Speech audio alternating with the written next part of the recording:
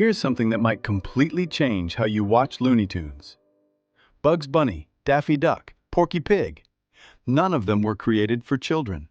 Not a single one. And when you understand who they were actually made for, every joke, every reference, every piece of slapstick takes on a completely different meaning. In the 1930s and 40s, animated shorts played before feature films in cinemas. The audience was adults, working-class Americans who had paid to see a movie. The cartoons were essentially warm-up acts, and they needed to entertain grown-ups, not children.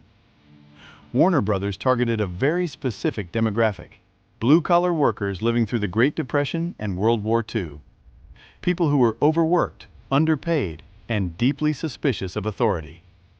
And who better to represent that frustration than a wisecracking rabbit who outwits everyone who tries to control him? Bugs Bunny was not a children's character.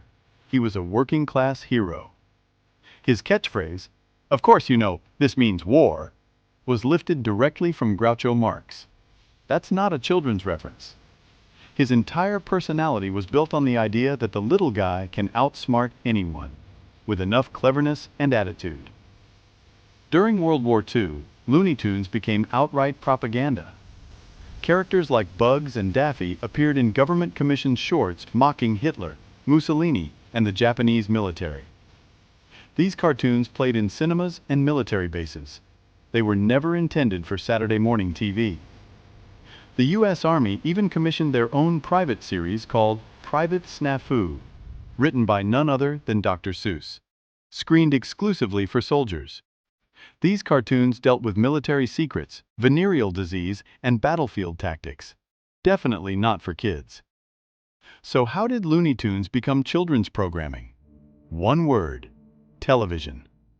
When TV exploded in the 1950s, networks needed cheap content to fill Saturday morning slots. Warner Brothers licensed their entire cartoon catalog for almost nothing. Suddenly, cartoons designed for adult cinema audiences were playing in living rooms for 6-year-olds.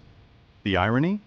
When cartoons moved to Saturday morning TV, they were heavily censored and dumbed down specifically for children, removing the very adult humor and political satire that made them great in the first place.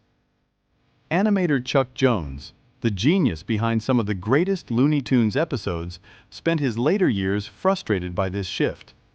He once said that he never made a cartoon for children. He made cartoons for himself, and children happened to enjoy them too. Today, Looney Tunes occupies a strange space in pop culture, beloved by children for the slapstick, and beloved by adults who gradually realize how many jokes flew right over their heads as kids. Opera parodies, Shakespearean references, political cartoons hidden inside cartoons.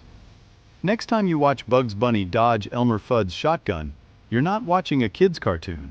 You're watching a piece of American adult comedy that accidentally became one of the most enduring children's franchises of all time. ToonVault. There's always more to the story. Subscribe for more hidden cartoon history every week.